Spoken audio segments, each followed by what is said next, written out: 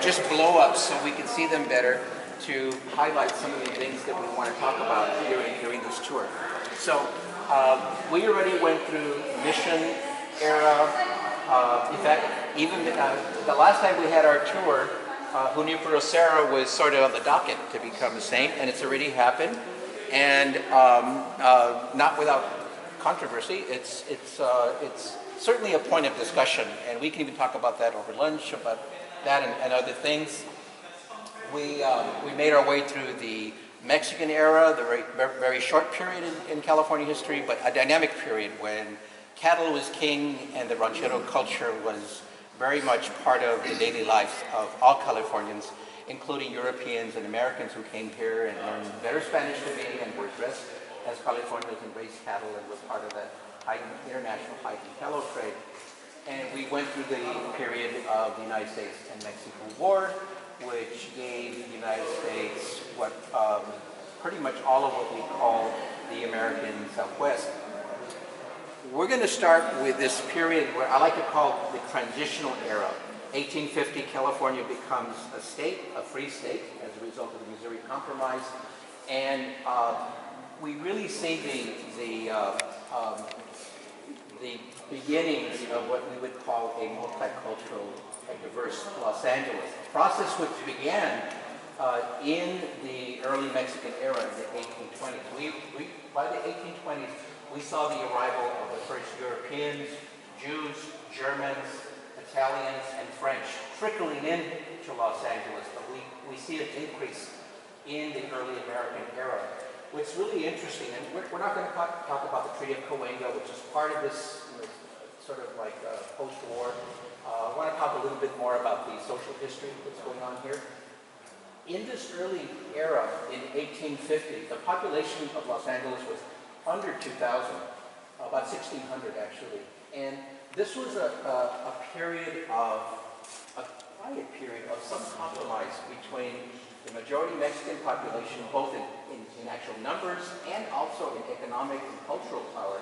There was a sharing of political and cultural power in Los Angeles. You know, John Downey, our first governor from Southern California, was in law practice, and he was able to use a part of a building owned by Agustin Olvera, the first judge of LA City and County. They were friends. And there was general agreement and power sharing between Mexicans and the new Americans. And Los Angeles, as with all of California, was part of the United States. But, and so this is this early period that began in the 1820s with the influx of the first settlers from Europe and the United States. And I wanted to highlight some of these individuals. By 1860, the population of Los Angeles is slightly under 5,000. So we're actually seeing a population increase. And by 1860, French Los Angeles, the French of Los Angeles comprised 10% of the population, which was slightly under 5,000. Does anyone know where Frenchtown was located? I know there's a French hospital by Chinatown. There's the French hospital. By Chinatown, right? There's Marchechal Street. Damien Marchechal, who was the first French mayor of Los Angeles.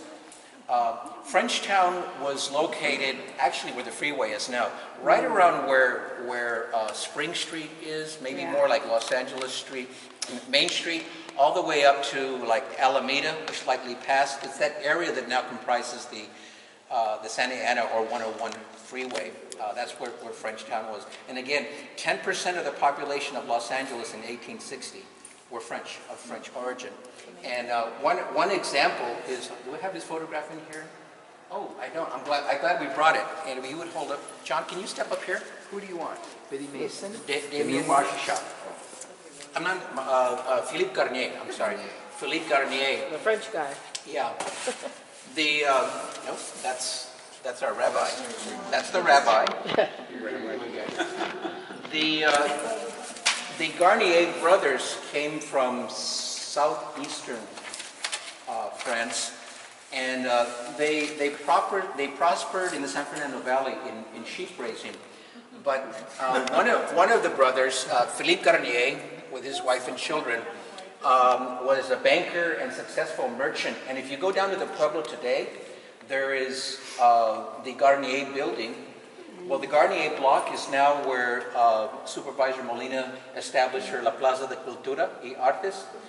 So that's on Main Street, on the west side of the street. But if you go into the plaza proper, the old firehouse, who knows the old firehouse? Okay. Right behind the firehouse